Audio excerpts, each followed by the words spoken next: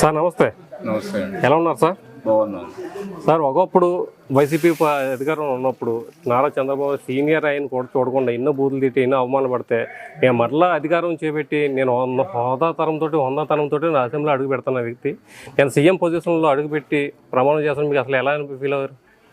హుందాతనంగా చంద్రబాబు నాయుడు తన హుందాతనాన్ని చూపించాడు ఈరోజు అసెంబ్లీ సమావేశాల్లో. ఎందుకంటే ఆయన్ని ఏ అసెంబ్లీ నుంచి ఆయన్ని అవమానించి తన కుటుంబాన్ని అవమానించినటువంటి ఇది మనం అందరం చూసే ఉన్నాం. అలాంటిది ఆయన ఎంతో మనోనిబ్బరంగా ఆ రోజే చెప్పాడు, ఇది గౌరవ సభ కాదు కౌరవ సభ, ఈ సభలో మళ్ళీ నేను అడుగు పెట్టాలంటే గౌరవ సభగానే ముఖ్యమంత్రిగానే వస్తాను అని చెప్పి నేను ఛాలెంజ్ చేసి ఆయన బయటికి వెళ్ళారు. అది చూసాం మనం. ఈరోజు ఆయన ప్రజలు దీవించారు, ఆయన ఆశయాన్ని ఆయన చేసిన సవాల్ని ప్రజలు స్వీకరించి ఈరోజు ప్రజలు ఆయన్ని అత్యున్నతమైన స్థానంలో అత్యధికమైనటువంటి మెజారిటీ ఇచ్చారు. 135 సీట్లు ఇచ్చారు. అలాగే కూటమి తరఫు నుంచి మొత్తం కలిపి 164 సీట్లు ఇచ్చి ఆయన గౌరవాన్ని మనం అందరం కూడా ప్రజలందరూ కూడా ఆంధ్రప్రదేశ్ ప్రజలందరూ కూడా ఆయన గౌరవాన్ని నిలబెట్టారు.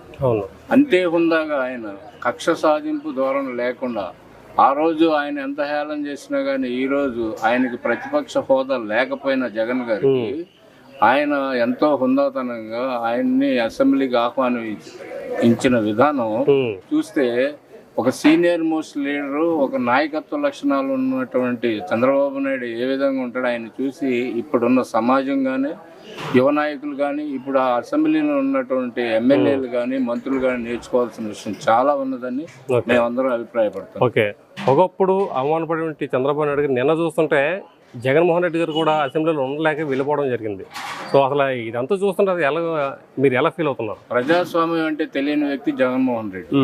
ప్రజాస్వామ్యంలో గెలిపోవడం సహజం. ఆయన గెలుపునే ఆదర్శంగా తీసుకున్నాడు. ఓటిపోతేనే మళ్ళీ గెలవటానికి అవకాశం ఉంటుంది. ఆ ఓటమిని ఆయన భరించలేక ఆయన ఒంటెద్దు పోకడుగా పోవాలని చెప్పని నేను చెప్పిందే శాసనం అని చెప్పని అనుకుని ఆయన ఇన్నాళ్ళు పరిపాలించాడు. కానీ ఇవాళ ప్రజల్లో వచ్చినటువంటి ఆ యొక్క ఇది తట్టుకోలేక దాన్ని ఆయన ఫేస్ చేయలేక అతను చేసిన విధానాలు ఇప్పుడు ఫేస్ చేయలేక ఆయన అసెంబ్లీకి ఆయన కానీ ఆయన తరఫున ఎన్నికైన ఎమ్మెల్యేలు కానీ బయటికి వెళ్ళిపోయారు. ఇవాళ కూడా అసెంబ్లీలోకి వచ్చినట్టు లేరు వాళ్ళు.